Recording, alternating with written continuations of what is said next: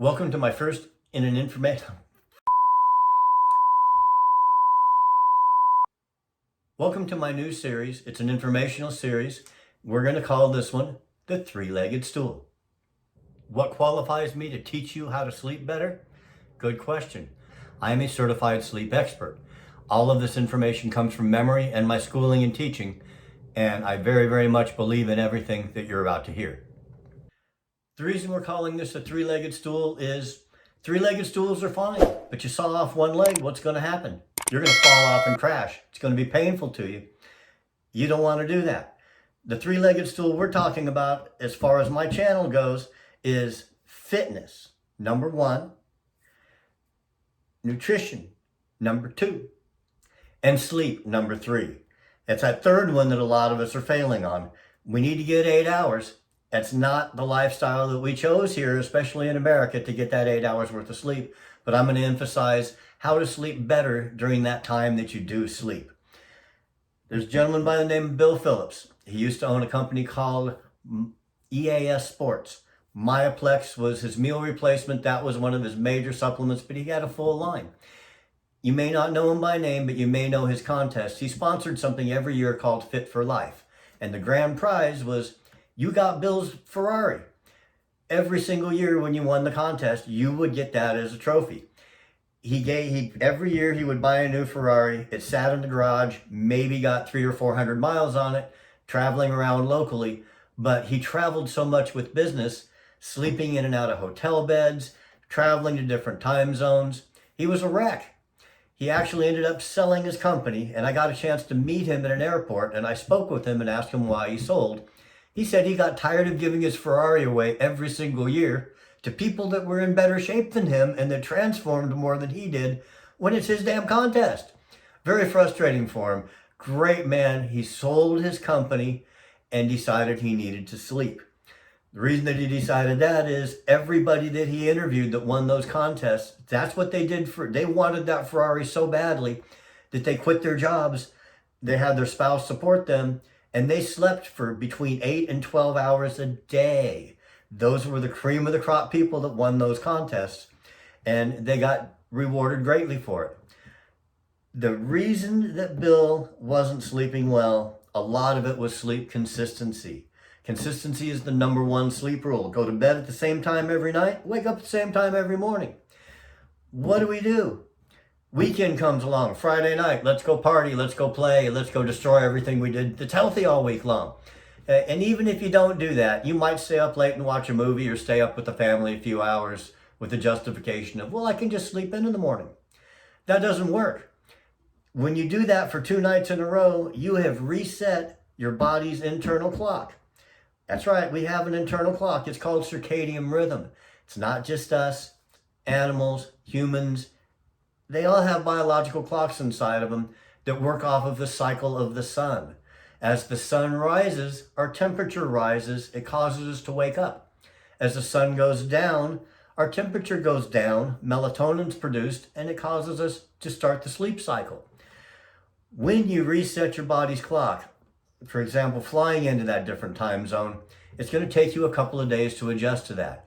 So guess what happens when you go to work on Monday? If you've stayed up for 2 days, a little longer than normal, and you wake up a little later than normal, you've reset that body's clock and you hate Monday.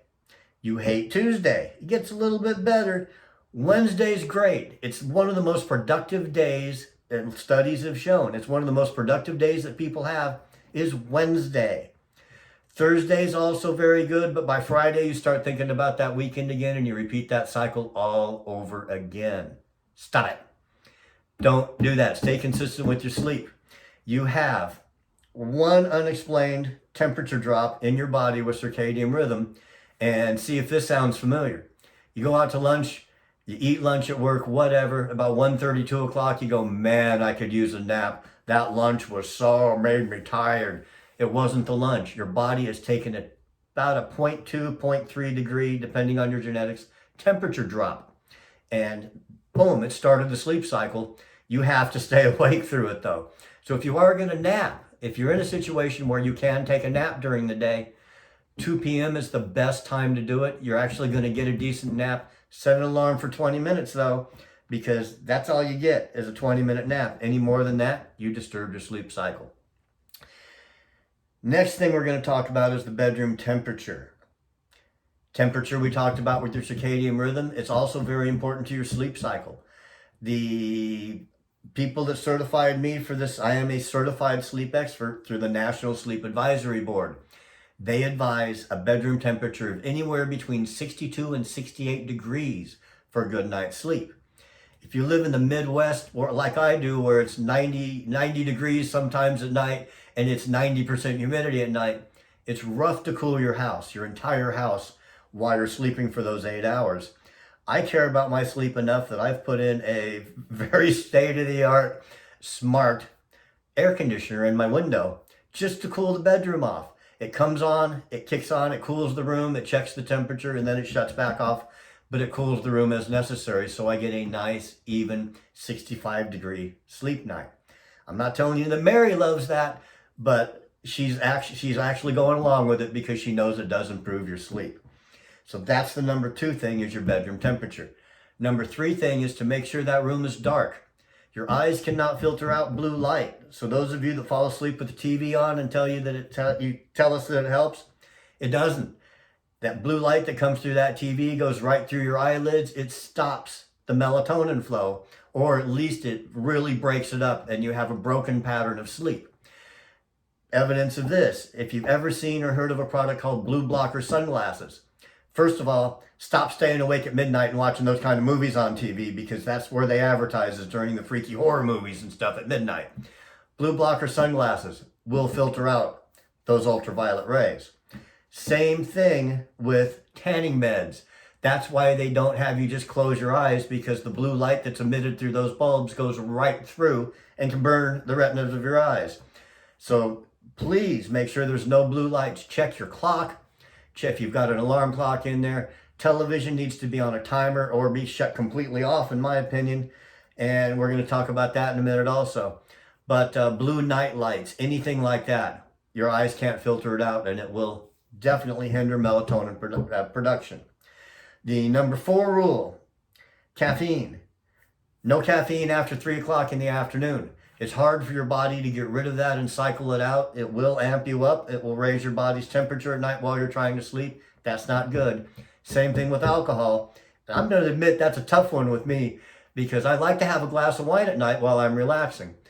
I try real hard to limit that, because I know for a fact, due to my teaching and my instruction that I've taken, that's not a good thing. Especially hard alcohol. Glass of wine, a little bit better. If you have to do something along that line, please do that instead. Number 5 we're going to touch on is naps. Again, if you're going to take a nap, we talked about do it at 2 o'clock. That's the best time. No more than 20 minutes. No more than 20 minutes. Number 6 is nicotine. Avoid it completely. I know that's going to be tough for some people also, but studies show that your melatonin does not do nearly as well, and it battles your circadian rhythm if you're hitting the nicotine. It's going to amp you up. Even though you don't realize it, it is, and it's going to destroy that sleep cycle. Number 7 is something that we're all going to love to do, and hopefully you're doing it while you watch my channel, or taking what I teach you and doing it afterwards, and that's exercise regularly. However, not within 3 hours of going to sleep. So, if you're one of the ones that likes to close out the gym, take a nice hot shower, and raise your body temperature, and then go to bed, you're defeating the purpose. We heal when we sleep. The more sleep we do, the more you can tear that muscle tissue down the unconventional way, and then heal it while you're asleep. So please exercise regularly, but don't close the gym out. Try to get your workout done by 6 o'clock at night if possible. By the way, guys, your testosterone levels are the highest, and for everybody, your digestive enzymes are the highest first thing in the morning. As the day goes on, all of that stuff goes down. So if you want to get the most out of your workout, set your alarm clock a little early. Get up and work out in the morning where your testosterone's pumping, if you're the guy, or your digestive enzymes, so you can digest that food and get that good healthy meal in. Which is going to lead us to number 8. No heavy meals before bedtime. One of the reasons is your digestive enzymes are working at about 30% as opposed to about 85, 90% earlier in the day. So you're not going to digest that food so well, it's going to sit heavy in you. And it's just not a good idea to have those meals within the 2 to 3 hours of bedtime. That excludes light snacks and my favorite, which is a nice chilled protein shake just before I go to bed. I make mine with a scoop of PB Fit that powdered peanut butter stuff in my shake and 8 ounces of milk, because both of those contain casein protein, which takes about 6 hours to break down in your body. It's a staged protein. So all through the night while your body's healing, you've got some protein to work on. That's a theory of mine, but I know the difference between doing it and not doing it. And besides that, I don't wake up because my stomach's growling and I'm hungry if I do that shake at night. So please hit one of those if you want. Number 9 rule is going to be tough for a lot of people also, especially me. No TV in the bedroom. If you do have TV in the bedroom, shut it off an hour before you go to bed. Maybe pick up a book or listen to some light music while you're there, but don't try to sleep while the TV is on or within an hour of shutting it off. That's any screen. It includes your cell phone, your laptop, your television, anything like that. It needs to be shut down at least an hour before you go to bed. Now, we're not talking about I need you to do all of these 10 things and they're the 10 commandments. But there's sleep rules to get a better night's sleep, and they are sanctioned by the National Sleep Advisory Board, who's the ones that certified me. So I know this for a fact. When I do these, I sleep so much better. When I don't, you don't realize it, but you pay the price. The last thing I've got for you is, if you've ever been in a room and you can hear a pin drop because it's so quiet, same thing's going to happen in your bedroom. If that room is totally silent and quiet, any light little noise inside and outside, even the floors creaking or the ceiling settling, is going to wake you up. Maybe a ceiling fan running if you want to stay a little cooler. Some people have noise machines that they roll just to block out some of those subtle noises, give you, again, more consistency. That was a great example of why you want to have some light noise running in the background. You may have a cat named Boris that lives in your house. It's going to make a lot of noise while you're trying to sleep. Hopefully you've gotten something out of this video. There is one more thing I want to pass along. Those of you that are telling me right now and you're thinking in your head, I should have shut this off because I can fall asleep as soon as my head hit the pillow. You're sleep deprived.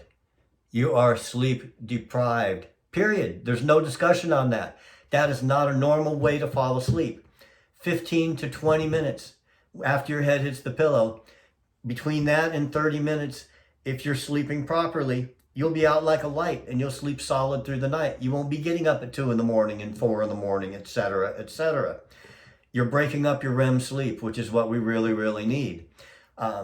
If you can fall asleep as soon as your head hits the pillow, guess what? At a traffic light, you can fall asleep. Driving down the road, you can fall asleep. You're sleep deprived. It's not safe. It's not healthy. So again, I hope you get something out of this video. I'm here because, as you know, there's no such thing as staying the same. You're either striving to make yourself better or allowing yourself to get worse. So what I want you to do is find a friend at work, find one of your people that you hang out with, send them a link to this video, even if they don't work out. It'll help improve their lives. And let's face it, it'll help me to improve my analytics with YouTube. So take care. Get a good night's sleep. My name is Jim. I'm out of here.